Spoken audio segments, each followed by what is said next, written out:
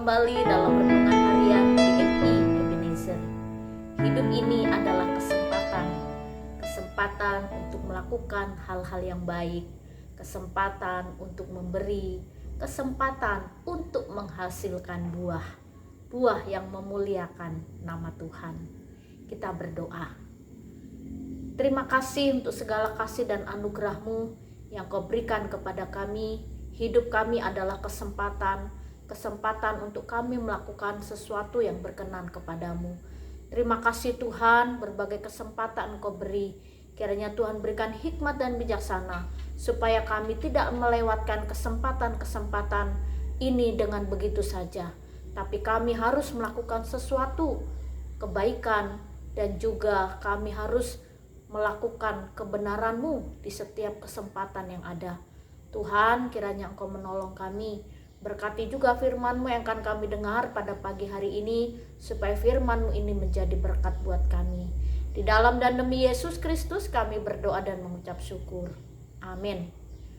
Pagi ini kita akan bersama-sama merenungkan satu tema firman Tuhan, hidup untuk berbuah. Setiap kita menanam pohon, pasti kita menginginkan pohon yang kita tanam ini akan berbuah. Contohnya kita nanam buah mangga. Kita tanam dengan baik, kita pupuk, kita siram, lalu kita rawat dengan baik.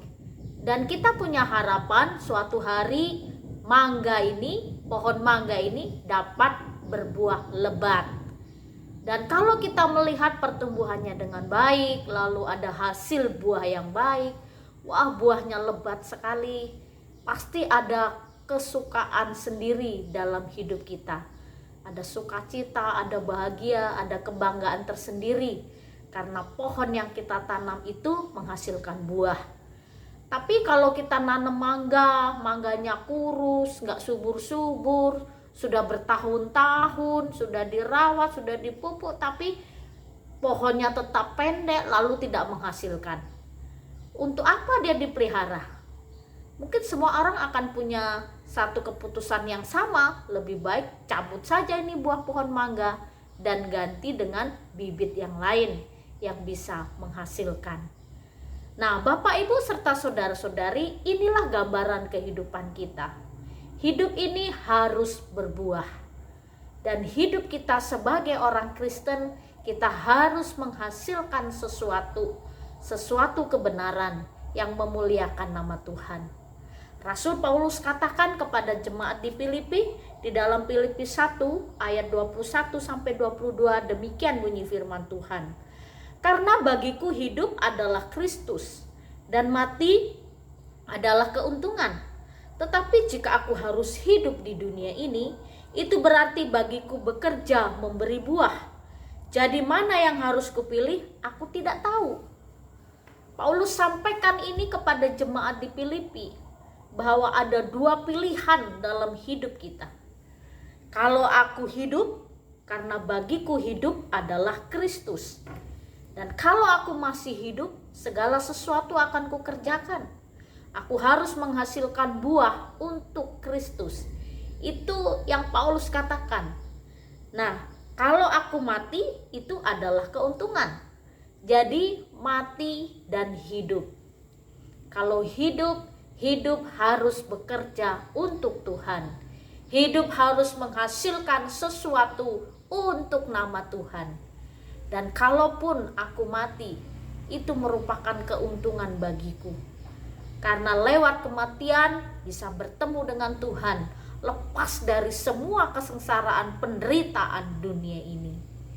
Nah, Bapak Ibu serta saudara-saudari, Paulus menegaskan hal ini. Ia mengingatkan kepada kita semua bahwa ketika kita masih hidup di dalam dunia ini adalah kesempatan buat kita. Kesempatan untuk memperbaiki diri, kesempatan untuk menghasilkan buah, kesempatan untuk berbuat baik, kesempatan untuk kita memberitakan Injil, dan kesempatan untuk menjadi saksi Tuhan. Bagaimana hidup di dalam Tuhan, dan bagaimana kita beritakan Injil kepada semua orang. Oleh karena keyakinannya, dan juga pemahaman kebenarannya, Paulus terus memberitakan Injil. Dalam situasi apapun, keadaan apapun, di dalam penjara pun dia tetap sukacita. Dia tulis surat, dan surat Filipi ini dia tulis ketika dia ada dalam penjara. Lalu Bapak Ibu serta saudara-saudari, ketika Paulus menghadapi kesulitan, kesengsaraan, dan juga banyak hal yang membuat dia bisa saja maut menjemput dia karena penderitaan. Tapi Paulus berserah kepada Tuhan. Kalau aku mati itu adalah keuntungan, dan kalau aku hidup, aku harus menghasilkan buah.